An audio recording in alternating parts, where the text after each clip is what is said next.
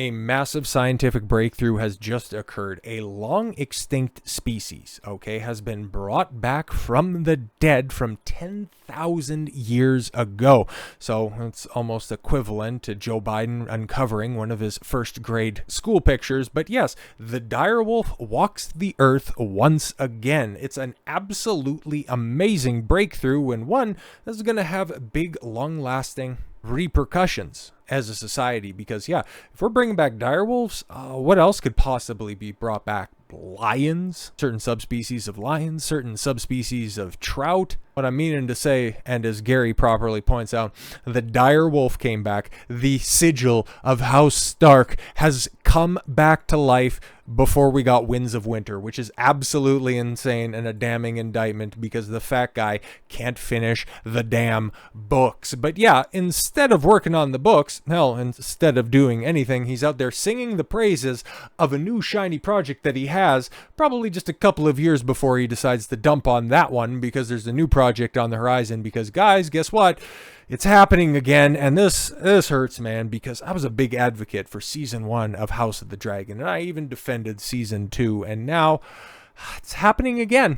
It really is. And at one point, I can see where both parties are coming from, because yeah, for as much as I dump on the fat, lazy bastard that is George R.R. Martin, finish the goddamn books. Hell, I don't know, just finish one of your jobs. You love to work in Hollywood. You love all of the adulation to see all of your projects get big cinematic adaptations, but you never want to stick out a project. You never want to go all the way through. You want to be the one who, breaks off communications with Dan and Dave in on and around season 5, leave them hanging, so when the series ultimately wraps up on that monolithic node that is season 8, then you can just go ahead and blame them. It's like, that's not how I would finish it. Well, how would you have finished it? Oh, no, I haven't finished the books yet. And it's like, yeah, we get it, George. You want to just go ahead and take pot shots at everybody else without drawing any criticism for yourself, because that would be mean, and we're living in such a toxic time with, with the rise of fascism, and just shut your pathetic solipsistic mouth. But back in the context of House of the Dragon,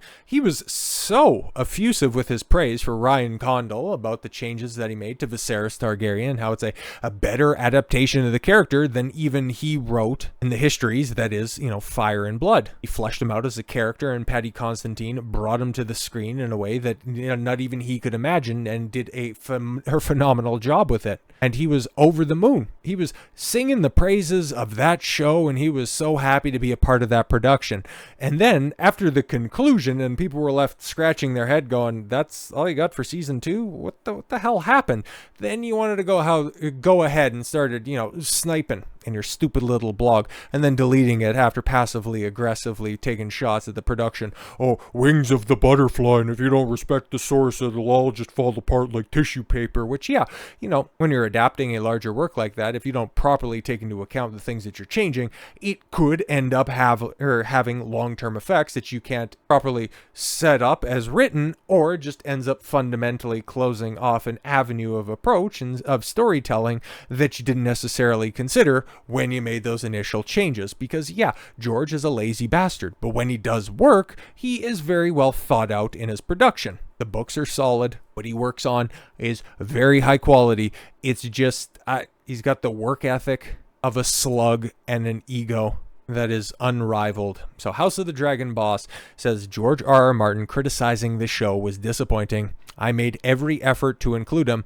He was unwilling to acknowledge the practical issues of adaptations, which, yeah, that headline, there's a lot to pick out of that. Mostly because, well, Martin-Condal has talked about the problems that he has had dealing with the executives at HBO, and we know this is Warner Brothers, the dumbest company in the world, which, yeah, unwilling to acknowledge the practical issues of adaptations, which, I mean, there is a very high-profile race change that occurred, and the story that George wrote with Fire and Blood is a very, let's just say, non-diverse story, in so much as the area for which most of the story takes place involves a lot of fair-skinned, purple-eyed, silver-haired individuals. Let's just say that. There might be some ancillary characters that do have a little bit of color to their physique, but if you wanted to see real diversity, I mean, just take a look at some of those dragons that look spectacular in this anyways. But yeah, I'm also not going to lay all of the blame at HBO or Warner Brothers' feet as well, because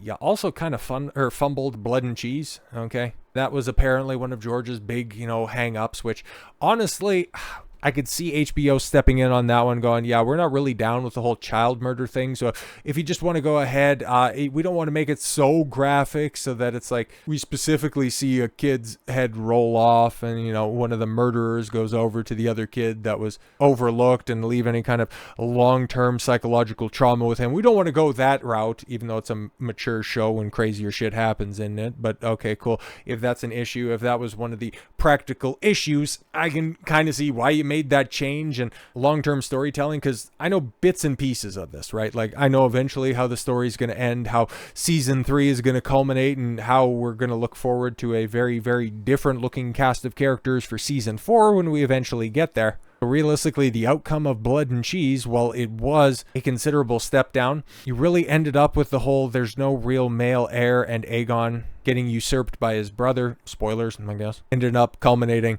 as it does, because the way that the story plays out, no, I'm not going to spoil that. They don't really play in at all whatsoever. There's a couple of other big events that are going to happen in season 3 or early in season 4 that can still be retribution for what happened there. And so this just really comes across as George just simply being petty because, oh, it's different than the books, even though I praised the stuff that was different from the books beforehand. So what are we dealing with here? So House of the Dragon showrunner Martin-Condal told Entertainment Weekly it was disappointing when Martin came out swinging against HBO series last year in a series of since deleted blog posts. Yeah, that's even more offensive. It's like, just stand 10 toes down if you don't like what's happening. It's your work after all. Fucking go to bat for it. And again, it's probably fairly taxing for somebody of his size to actually, swing a bat. It all started in late August when Game of Thrones author wrote in a blog that he would soon post about everything that's gone wrong. Still waiting on that one, kind of like waiting on the books, George. With House of the Dragon, the post arrived in September, with Martin calling out specific changes Condal and his team made during season 2 that Martin did not support. Martin also warned that more toxic tweaks could be made in season 3. Like what? Oh, it could happen. Sure. It was disappointing, Condal told Entertainment Weekly. I will simply say I've been a fan of the Song of Ice and Fire for almost 25 years now, and working on the show has been truly one of the great privileges of not only my career as a writer, but my life as a fan of science fiction and fantasy. George himself is a monument, literally and figuratively. Yeah, a literary icon, and in addition to his a personal hero of mine, and I was heavily influential on me coming up as a writer. See, it's like Martin-Condal, okay? Like, he's definitely taken the high road when it comes to this stuff. So I'm just kind of wondering, it's like, what kind of pressure does HBO put on this motherfucker? And then on top of just George taking snipes, even though he's credited as a writer, there's an open door policy in the writer's room of this thing. But instead of George waddling or driving his fat ass to the writer's room, he's just going to go, oh, I don't like the changes that are being made. Well, can we get some input on you? No, I don't really write anymore. Okay, cool. So why are you bitching? It's different than the books. All right, bro.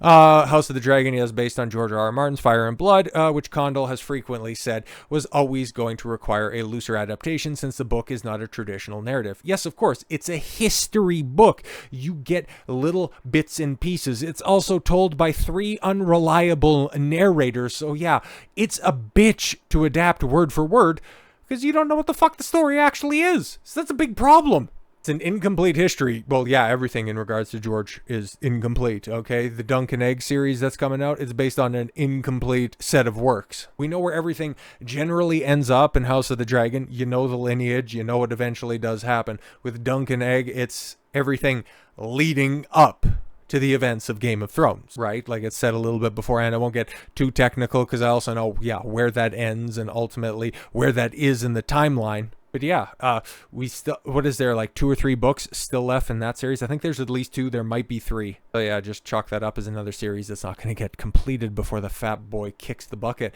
I will simply say I made every effort to include George in the adaptation process. Here we go. I really did over years and years, and we really enjoyed a mutual, fruitful, I thought, really strong collaboration for a long time. But at some point, we got deeper down the road. He just became unwilling to acknowledge the practical issues at hand in a reasonable way. And I think, as a showrunner, I have to keep my practical producer hat on and my creative writer, a love of the material hat on at the same time.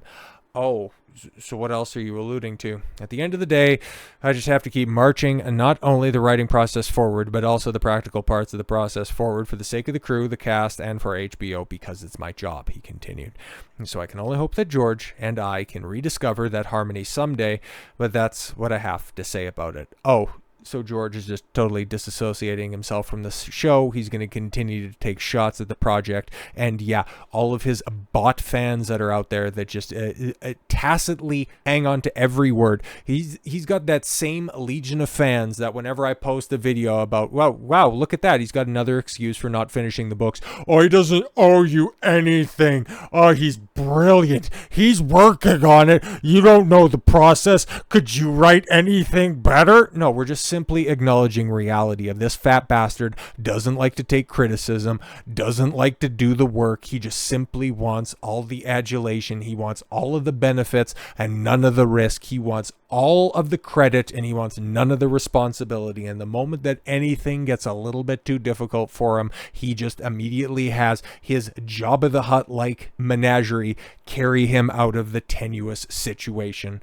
Martin's biggest critique of House of the Dragon season 2, as written in September's blog post, was the difference between blood and cheese plot line, which we talked about before. But yeah, realistically, it's like Aemond is the king regent rather. But yeah, don't get too comfortable with that position. I'm just saying, because if you take a look at the lineage of kings, you're going to notice a specific lack of King Aemond, at least officially recognized. Just saying, okay? Condal's version of the story, Aegon and Helena have only 2 children, twins Jaehaerys and Jaehaera.